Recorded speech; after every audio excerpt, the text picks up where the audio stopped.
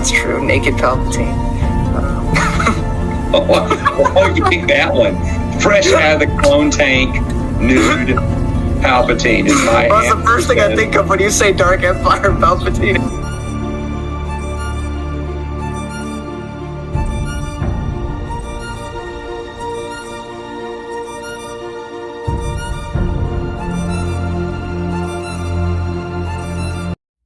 Hello everybody, and welcome to my review of the Long Price Quartet fantasy series, Book 2, Betrayal in Winter, by Daniel Abraham. So it's, well, for you guys, it's instantaneous. For me, well, I was catching up a lot on my Thursday slot, so I've gone quite a few months since I read the last book, and as you can see, entirely new environment, which I've said a few times now in different videos, depending on where they land, but this is the new norm. Officially, hopefully for a good long while, as I have my apartment now. Usually I do another place, but I'm doing it here right now just because it's, I don't know, not so noisy out here right now. But Long Price Quartet is, book 2 is set 16 years after the events of the last book, and every book is going to have a bit of a time jump. But a lot changes, there's a lot of development in such a, it's a 4-book series, right? And there's huge time jumps, and yet you feel like so much is done and so much is accomplished in such a short page count. Because with these types of stories, you typically get like 800-page novels in the fantasy series. But here it's nice and fairly short. We have some new characters here with Edan? I don't know. Edan makes me think of Philip Chase's trilogy. But I guess that's maybe how you pronounce it. We also have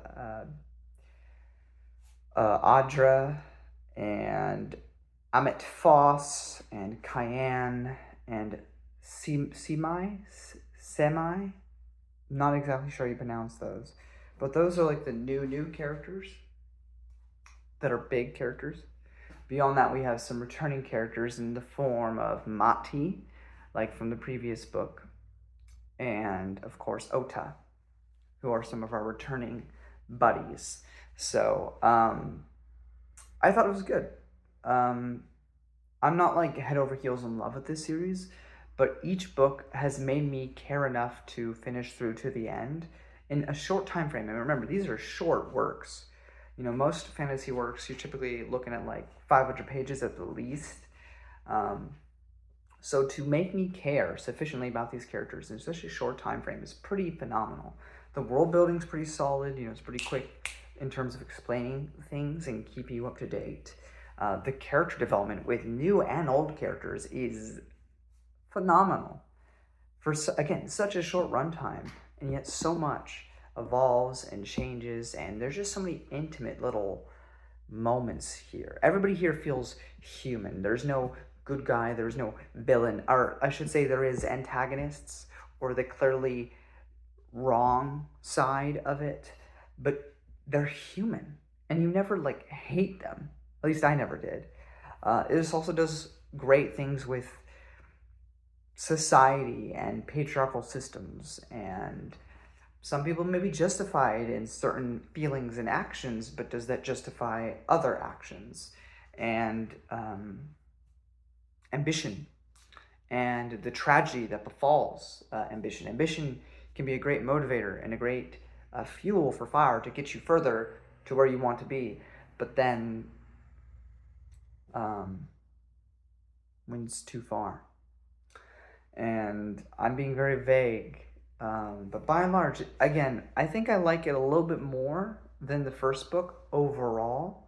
However, I will say the emotional moments may have hit me a bit harder with the first one. There was something about Seedless as a character and Mati's sort of naivete and the kind of teen drama-esque of that situation, because we get similar dynamics here in certain circumstances, and it's powerful and it works, but at the same time it doesn't, like, I kind of teared up with some of the stuff between Seedless and Mati, or Mati and Liat, whereas here there are definitely some of those moments for sure, like especially between Mati and Ota. They will reunite at some point. I don't think that's too much of a spoiler to say,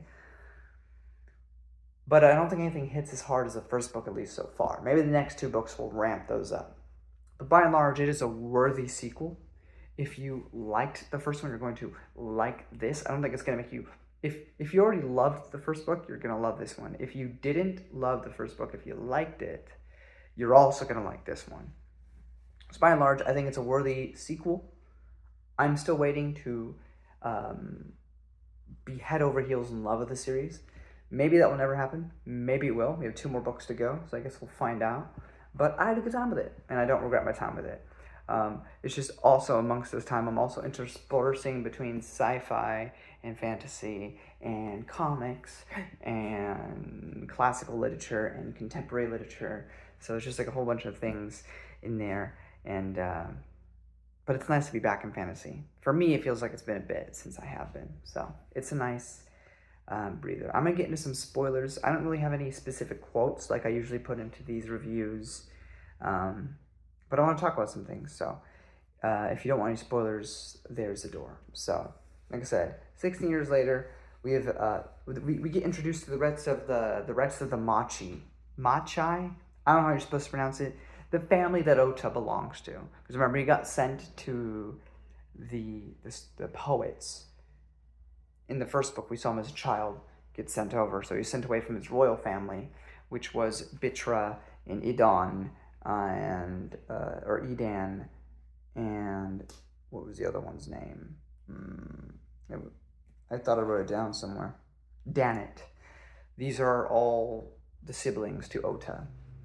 And we get to focus on a completely different region as well, as opposed to the last book. We're now in the place where the Machis reign, and there's this whole thing with like an underground system for when it gets super snowy, because you just can't travel anywhere. So the way they explain things is having like these underground tunnels in order to get through places during the winter. Even though winter doesn't really play a major aspect in the story, so I don't really know why it's called Betrayal Winter, because winter is like a minor portion of the book, but whatever. But yeah, we focus on that that's the big new development here, is that family and getting to see what they're all about.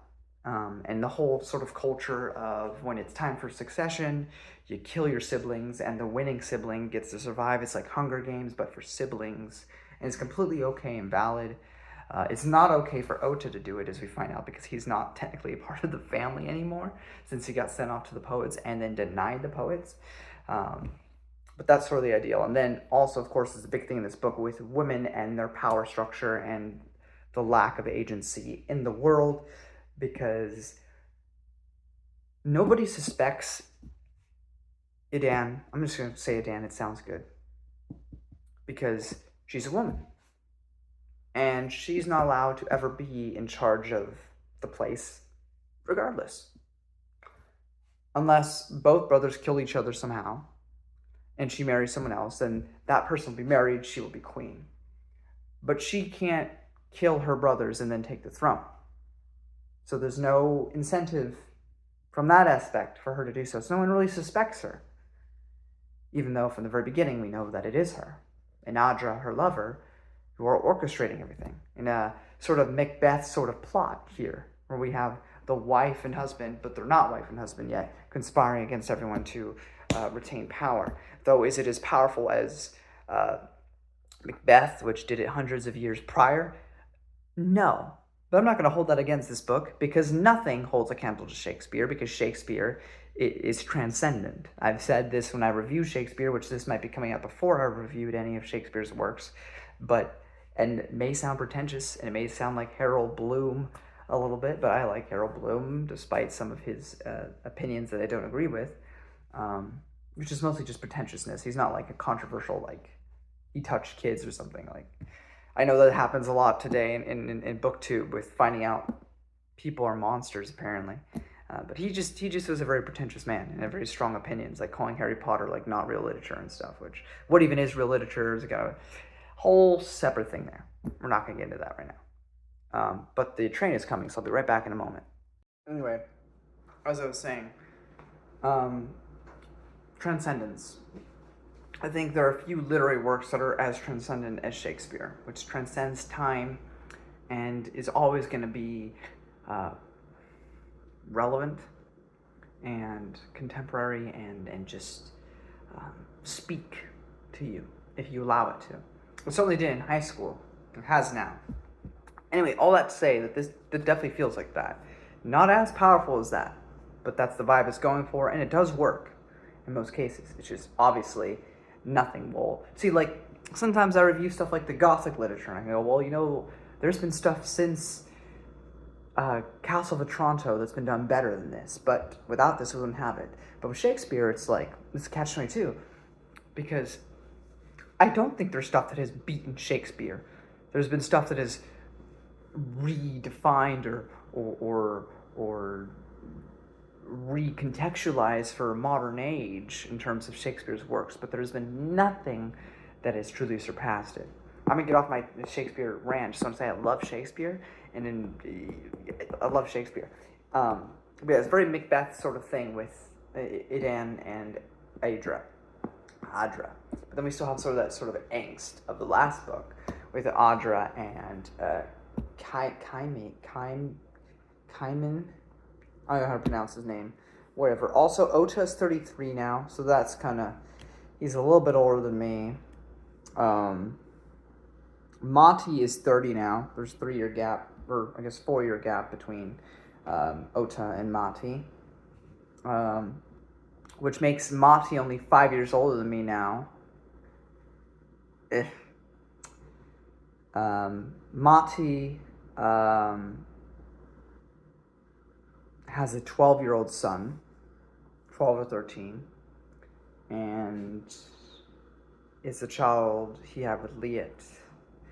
Though we have a burgeoning question of, is that actually biologically Mati's son? And I think by the end of the book we have a clear answer on that, which is probably not.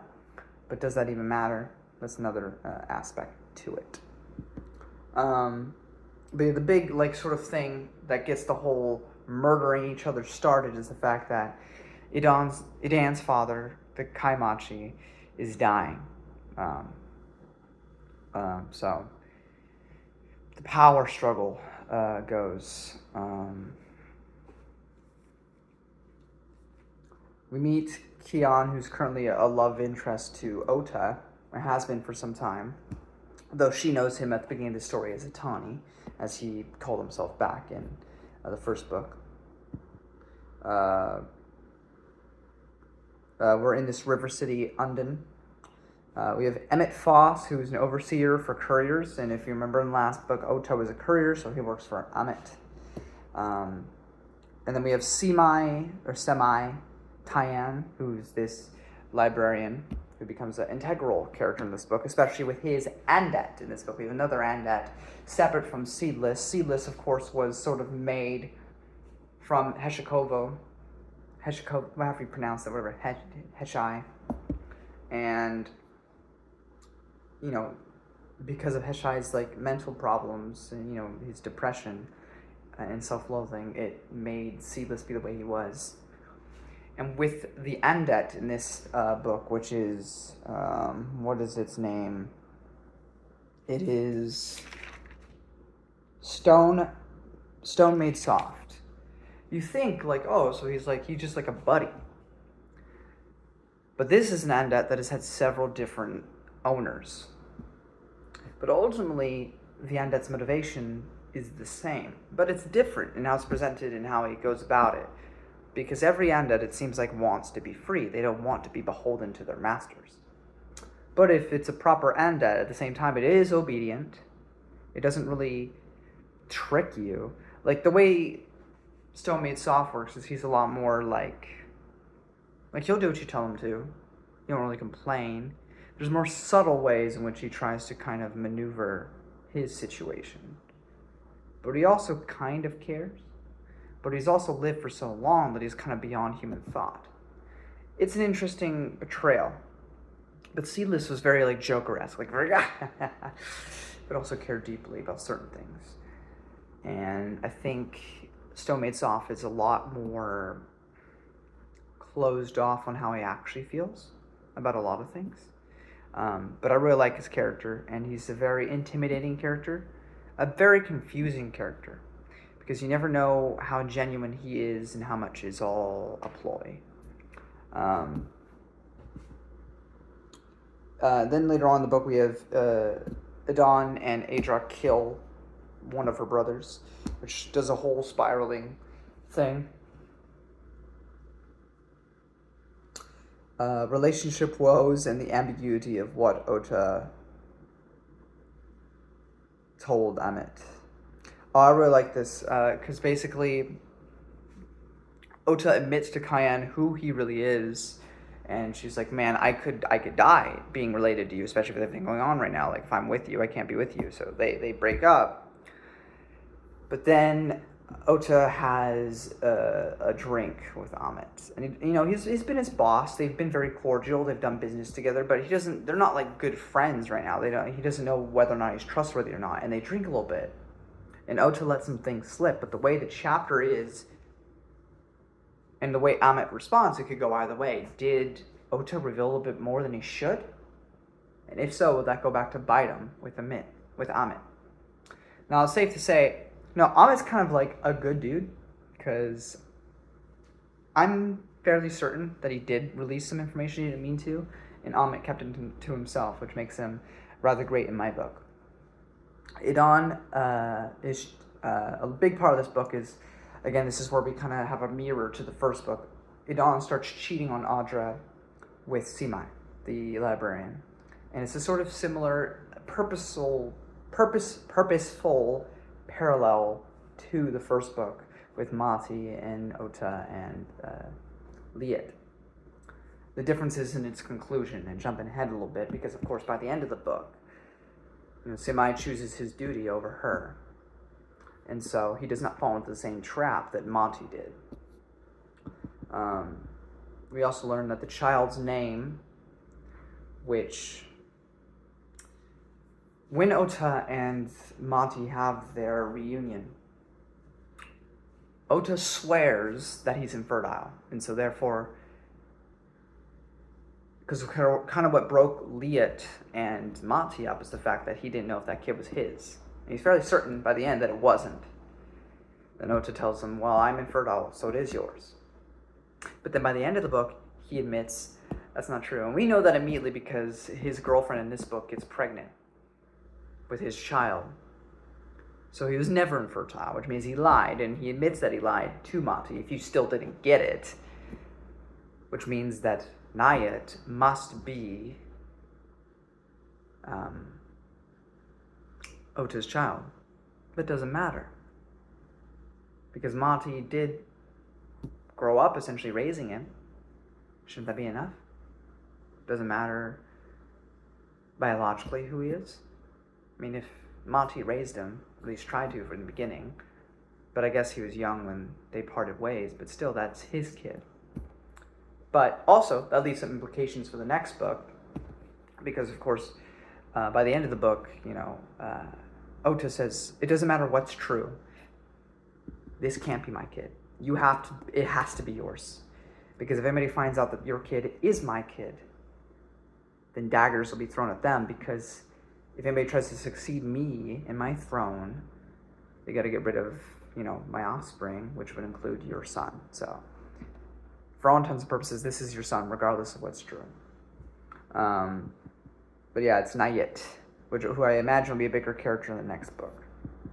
And again, I'll just say everything with Mati and Ota, I mean, some of the strongest stuff in the book was those two. I absolutely adored it. Like, again, Daniel Abraham, again, these two books, there's nothing that makes me, overly, oh, I adore this series, but also there's so much within such a short time frame that it's just done so well. Mati, Ota, Simai, and Mati, Simai, and Idan, Adan and Adra. I mean, all these characters are so human, and the relationship stuff works so well, and all their motivations and decisions make sense.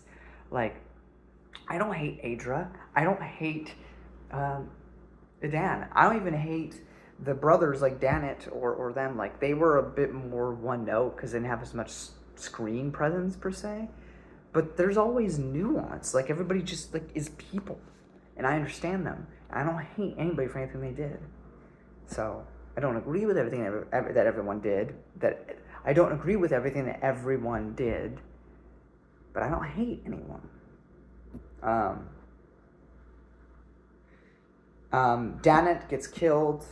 All that is left now is, Danet kills Kine Machi, the other brother, and so all that's left, or at least that's what we're led to believe, but it's more likely it was Adra and Idan who had that happen. So all that's left now is Idan, Oto, and Danet. And then again, we learn around here that Cayenne, when she gets reunited with Ota, is pregnant with Ota's child. And basically, learning she was pregnant kind of changed her perspective, and she went back to him. But then again, she was pregnant with his child, so therefore he lied before. As I said before, it was kind of an inverse of the last book because ultimately Kamai doesn't choose love. He doesn't choose Idan like Mati chose Liet. And so because of that, she gets ousted for the deception and the ploy that she was trying to pull. But instead of getting murdered, instead of dying like Macbeth does, she lives to deal with her guilt. And then Ota takes his father's throne, which is a big deal for, I assume, the next 2 books. And by the end of the book, the big thing, and then Mati is like, because basically Ota, spoke for him, and Mati is not forsaken inherently from the poets. He technically still has the power of the poets, but he's not allowed to basically use that status anywhere. Like, he can't go, I'm a poet, because then he'll be immediately disbanded. So it's this weird, like, he still is a poet, but he isn't, like, at all. So we'll see where that leaves him off in the next series, or the next book, I should say. And then by the end of the book, the final thing that really of note that happens is Ota lets Adan, his sister, go into exile, lets her leave. So I guess we'll see where all those threads pick up for the next book. But as I said, pretty solid, fun time. Not the greatest thing in the world, but I enjoyed it. And if you enjoy the last book, you'll enjoy this. And it's short. It's not long, and you could probably get through all 4 of these books in a month if you really wanted to. It's a fun time, and I recommend it. Anyway, I'm going to get started on An Autumn War. So, till next time, guys, live long and prosper. Till next time.